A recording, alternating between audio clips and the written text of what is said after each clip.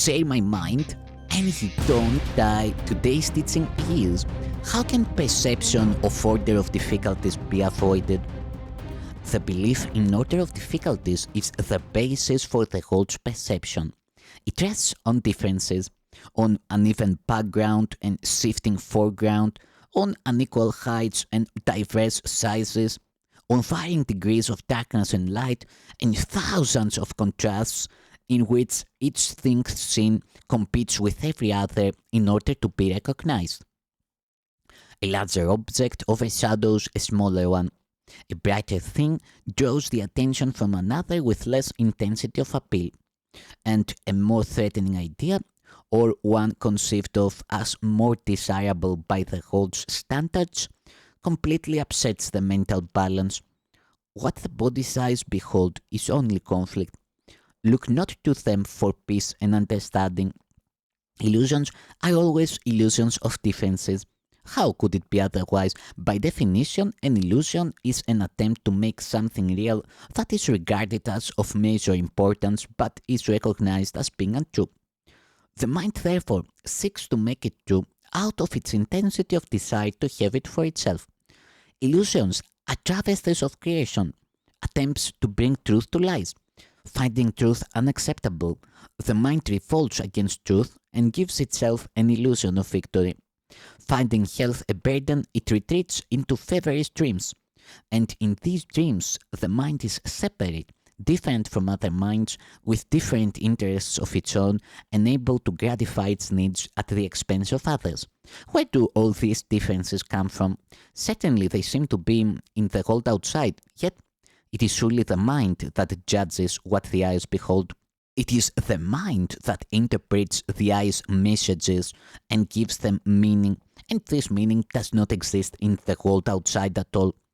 What is seen as reality is simply what the mind prefers. Its hierarchy of values is projected outward, and it sends the body's eyes to find it.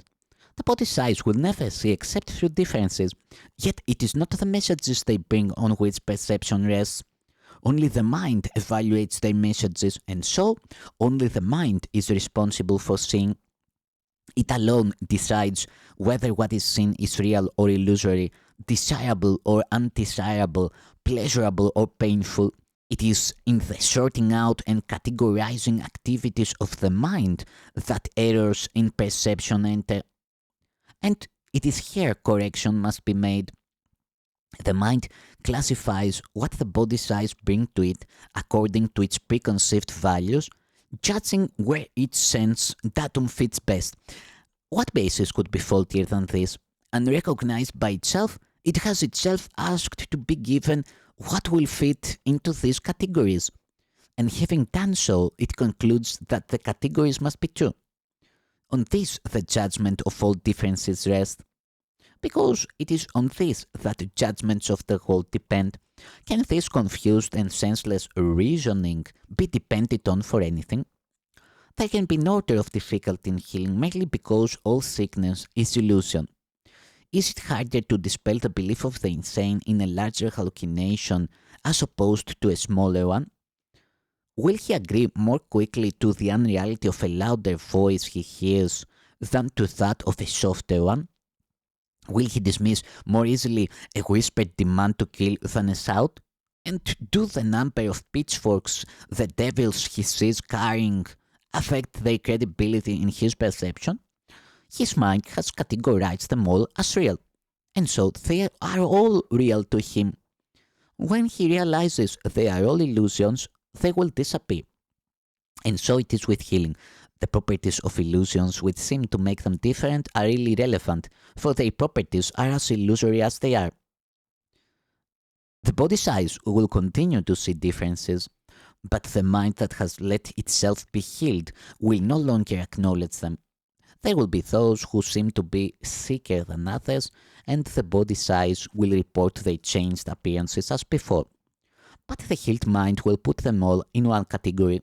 They are unreal. This is the gift of its teacher, the understanding that only two categories are meaningful in sorting out the messages the mind receives from what appears to be the outside world. And of these two, but one is real. Just as reality is wholly real apart from size and shape and time and place, for differences cannot exist within it, so too are illusions without distinctions. The one answer to sickness of any kind is healing. The one answer to all illusions is truth.